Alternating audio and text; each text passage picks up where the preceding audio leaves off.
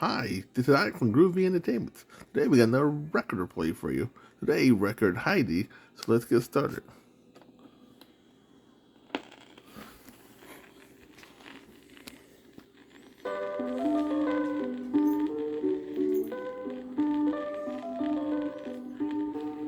Heidi was awakened early in the morning by a loud whistle, and when she opened her eyes, sunshine was pouring through the round window on her bed, and the hay close by, so that everything about shone like gold. Heidi looked round in her amazement, and didn't know where she was.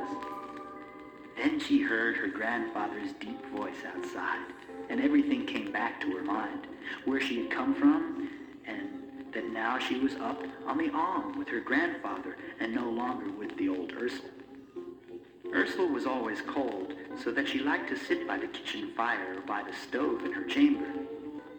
Heidi had been obliged to stay very near, so that the old woman could see where she was, because she was deaf and could not hear her. This had often been very tiresome to Heidi, who longed to run outside. So she was very glad when she awoke in her new home and remembered how many strange things she had seen the day before, and what she would see again that day, especially Schwanli and Barley. Heidi jumped quickly out of bed, and in a few minutes had put on all that she wore the day before. It was very little. Then she climbed down the ladder and ran out in front of the hut. There already stood the goat-herd Peter with his flock, and grandfather was bringing Schwanli and Barley out of the shed to join the other goats.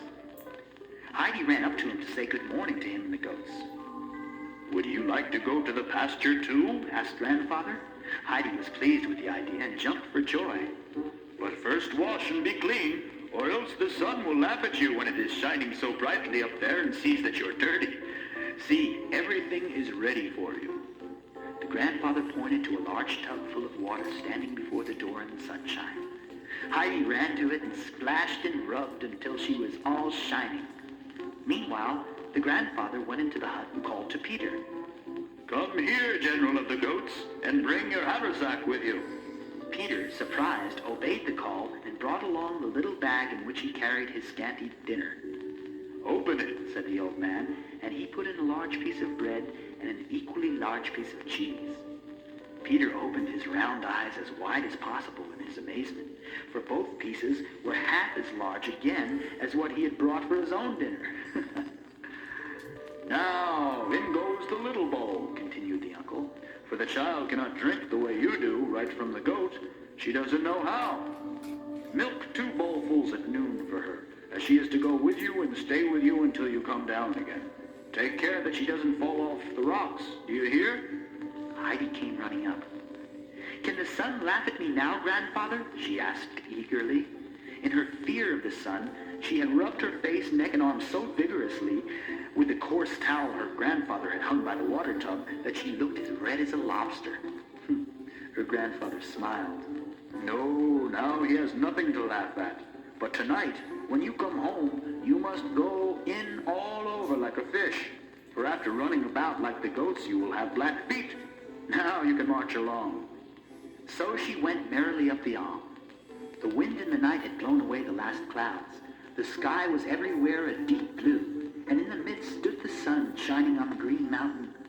All the blue and the yellow flowers opened their cups and looked up with gladness.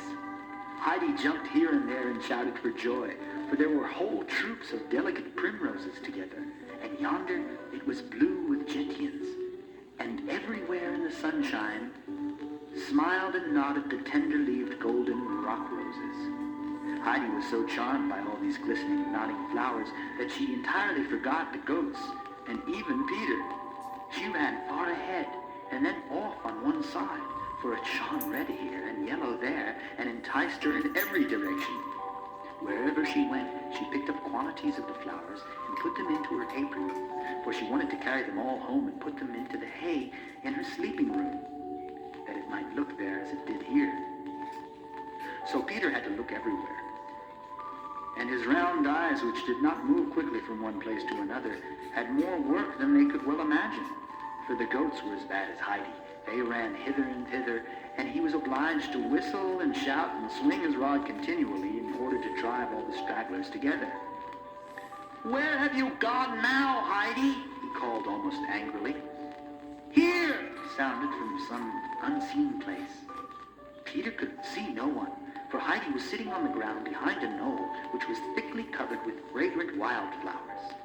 The whole air around was filled with sweet odor, and Heidi had never breathed anything so delicious before. She sat down amongst the flowers and drew in long breaths of the perfume. "Come along," called Peter again. "You must not fall down over the cliffs. The uncle charged me not to let you." "Where are the cliffs?" asked Heidi, without stirring from the place, for every breath of wind brought the sweet fragrance to her with increasing charm. "Up there, way up. We still have a long way to go, so come along now. And up at the top sits the old robber bird croaking." That succeeded. Heidi immediately jumped up and ran to Peter with her apron full of flowers.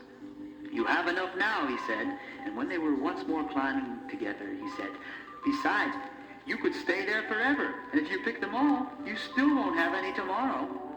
The last reason convinced Heidi. Besides, her apron was already so full that there was hardly room to pick more.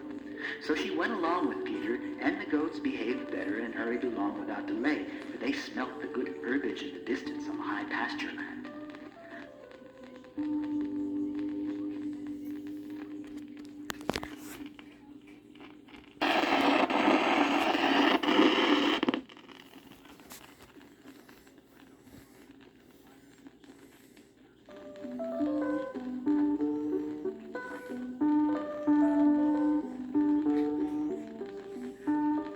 The pasture where Peter usually went with his goats for the day lay at the foot of the high cliff. The lower part of this was covered with bushes and fir trees, but it rose toward the heaven quite bald and steep. At one side of the mountain there were deep abysses. The grandfather was quite right in warning Peter about them. When Peter reached his spot on the heights, he took off his bag and laid it carefully in a little hollow on the ground. He knew that the wind often rushed across in strong gusts, and he didn't wish to see his most precious possessions roll down the mountain. Then he stretched himself out on the ground in the sunny pasture to rest. In the meantime, Heidi had taken off her apron and rolled it tightly with the flowers inside and laid it close to the lunch bag. Then she sat down beside Peter and looked round her. In the valley lay far below in the full morning sunshine.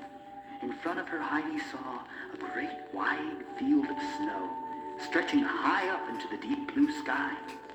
On the left stood an enormous mass of rock, on each side of which a higher tower of bald, jagged cliffs rose to the sky, and looked very sternly down on Heidi. The child sat as still as a mouse. Everywhere there was a great deep stillness. Only the wind passed very softly and gently over the tender bluebells and radiant golden rock roses, which were everywhere gaily nodding to and fro on their slender stems. Peter had gone to sleep after his labor, and the goats were climbing among the bushes. She drank in the golden sunlight, the fresh air, the delicate fragrance of the flowers, and desired nothing more than to remain there forever. Then she heard above her a loud, shrill screaming and croaking, and as she looked up into the air, the largest bird she had ever seen in her life was flying round on wide, outstretched wings and coming back in wider circles and screaming loud and piercingly over her head. "Peter, Peter, wake up!" cried Heidi on the top of her voice. "See, there is a robber bird! See, see!"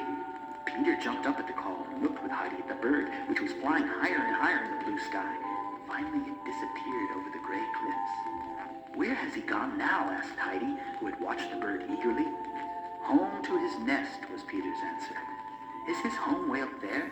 Oh, how lovely to be so high up." "Why does he scream so?" asked Heidi again. "Because he can't help it," explained Peter. "Let us climb up there and see where his home is." "Oh, oh, oh," burst out Peter, uttering each exclamation with stronger disapproval. "No goat can get there, and the uncle said you must not fall over the cliff."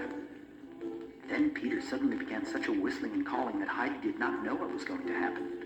But the goats must have understood the sound, for one after another they came jumping down until the whole flock was assembled on the green slope. Some nibbling the spicy stalks, others running to and fro, and still others amusing themselves by butting into one another with their horns. Heidi jumped up and ran round among the goats. It was new and extremely amusing to her to see how the little creatures leaped about and played together.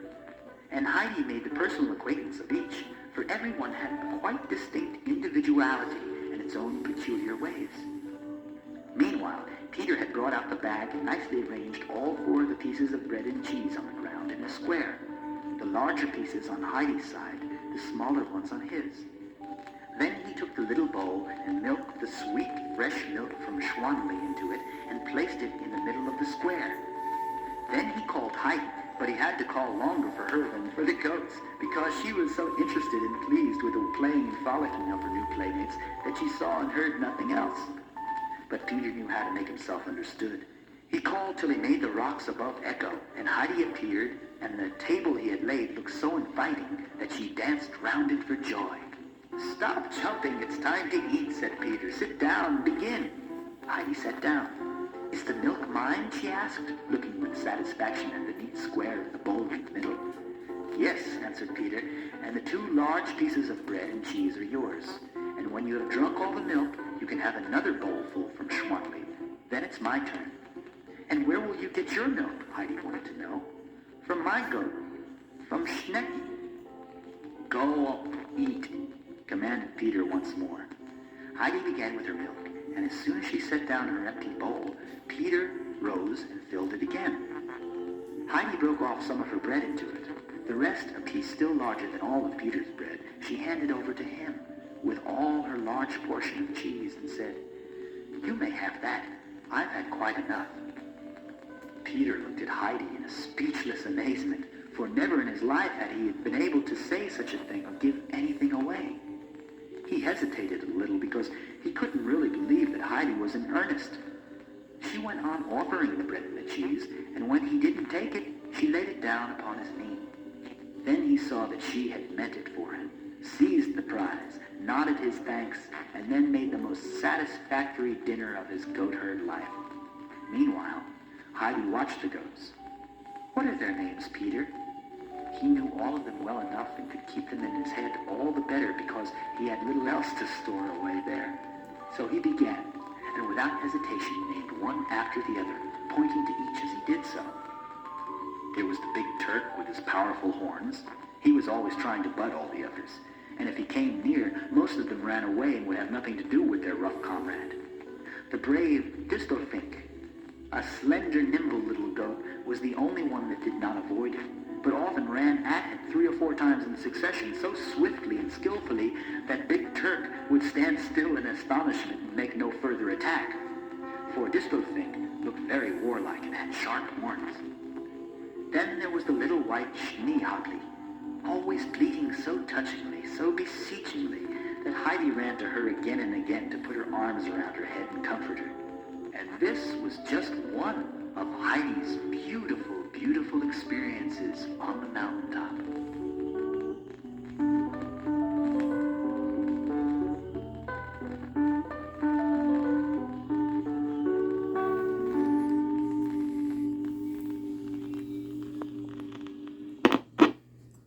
Okay, so that was Heidi.